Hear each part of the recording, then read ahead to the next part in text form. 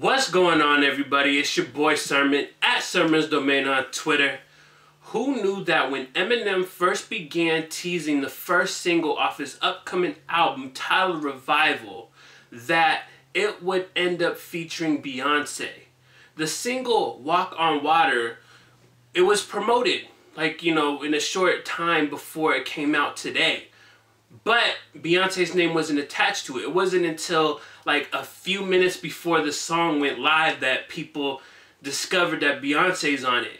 And that is a really unique choice. It's the first time that the two are collaborating. And I say it's unique because M tends to work with a lot of white pop singers like Pink or Sia. A big exception being Rihanna, who he's worked with a few times in the past. So just off the fact that it was a new collaboration, something that we haven't seen, I was intrigued. And honestly, you know I will be Eminem's biggest critic if it's a bad single. But honestly, Walk on Water is great. So first off, Beyonce just sounds heavenly. She says, I walk on water, but only when it freezes. Alluding to that whole, Jesus walking on water, and how her, and more so Eminem, because the track is his, how Eminem isn't Jesus, and how he's often looked at as such like a high entity within music. Eminem is looked at as like a god in hip-hop, in rap. So it's not hard to see like where this track was going to go. But I was still surprised, because Eminem, usually his first singles are more on the corny side. He has those singles that go for like that shock value. And I feel like in a way, Walk on Water will shock you, but in a different sense. This is Eminem getting real introspective about his career and the music that he's put out in the last, let's say the last decade or so. He really strips away a bunch of layers and just gets real personal about how hearing that like rap critics and fans, have kind of like said that he's washed up and that, he's not making great music and stuff. And it's surprising. The reason why it's surprising is because you wouldn't think Eminem is someone that even listens to criticism. He is at the top of his career. Maybe not musically, but like popularity-wise, he's been here for well over a decade, and he plans to go nowhere. He's going to stay at this level.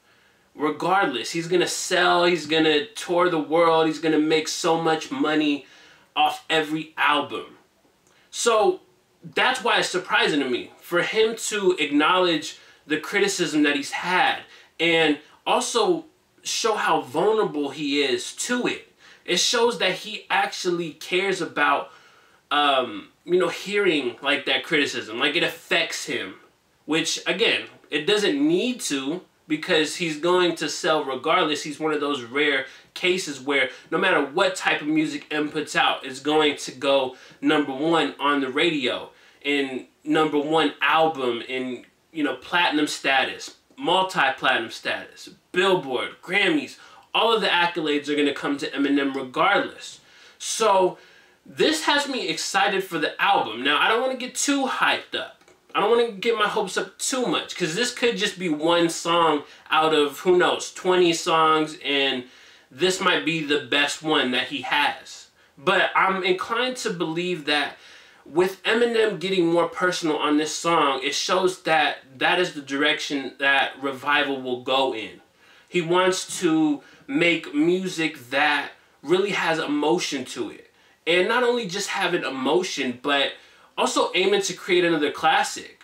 You see artists like a Jay-Z who is, 13, 14 albums into his career and still coming up with ways to be innovative. And I'm not saying that M was inspired by Jay or anything like that, but it does feel like in some ways Eminem might take a similar approach, really get personal. And again, M has gotten personal over the years, but the majority of his albums has never been a reflection of that, just like with Jay-Z's 444. It also sounds like he's teasing the next song on the album at the end. He's talking about how we'll never be the same because, bitch, I wrote Stan. and then the song just ends. But it sounds like that was like the intro to the next song on the album, which has me interested to hear like what he's going to say on that one, if it's the next song, and like how the sequencing of the album plays out. Because he doesn't, I feel like a lot of times his sequencing doesn't make too much sense.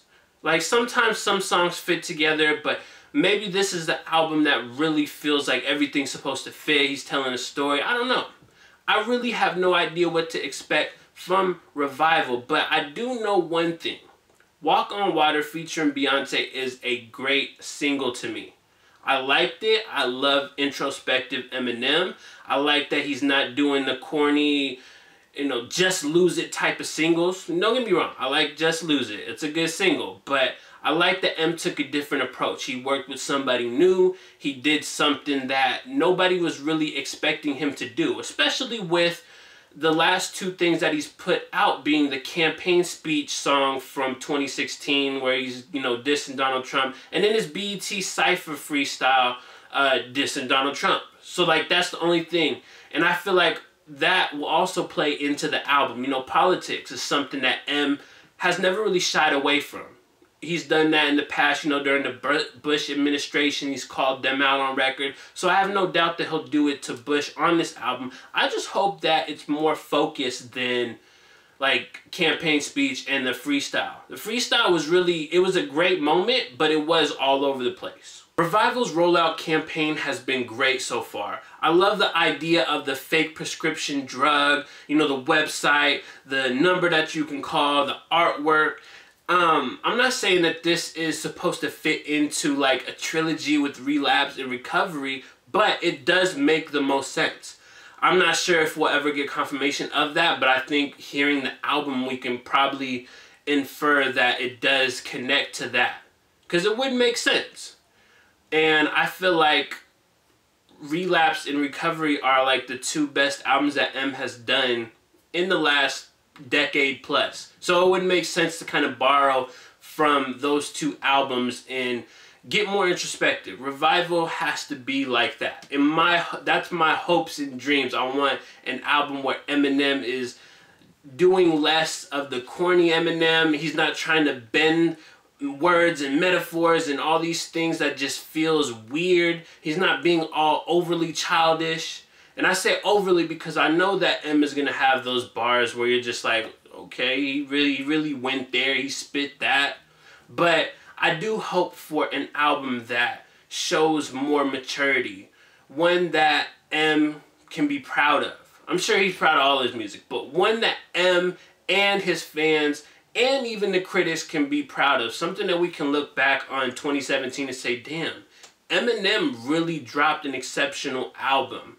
Revival is rumored to be coming out next Friday on November 17th, but there's still no confirmation.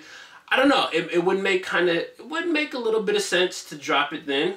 But as always, I feel like Eminem is going to let this single, Walk on Water, featuring Beyoncé, marinate a little bit more. It's already going to be #1 by the time next week comes. So, maybe a couple more weeks and we'll see the album, but we could see it on Friday, November 17th. So those are my thoughts on Eminem's new single, Walk on Water, featuring Beyoncé. After you listen to this song, I definitely want to hear your thoughts on this. What did you think about this record? Is this the direction that Eminem needs to go for his next album? And if not, what do you want to see from Eminem as an artist at this stage in his career? Is there anything that Eminem can do that would get you as a listener to be all excited and praised? I would love to hear that, because I see this debate brewing online, and it's something that I've always been fascinated with. Like, what do people want out of Eminem? After that, like the video, subscribe to the channel if you're not already, share the video. Follow me on Twitter at @SermonsDomain, and as always, thank you for your time. I appreciate you for watching, and until next time, peace.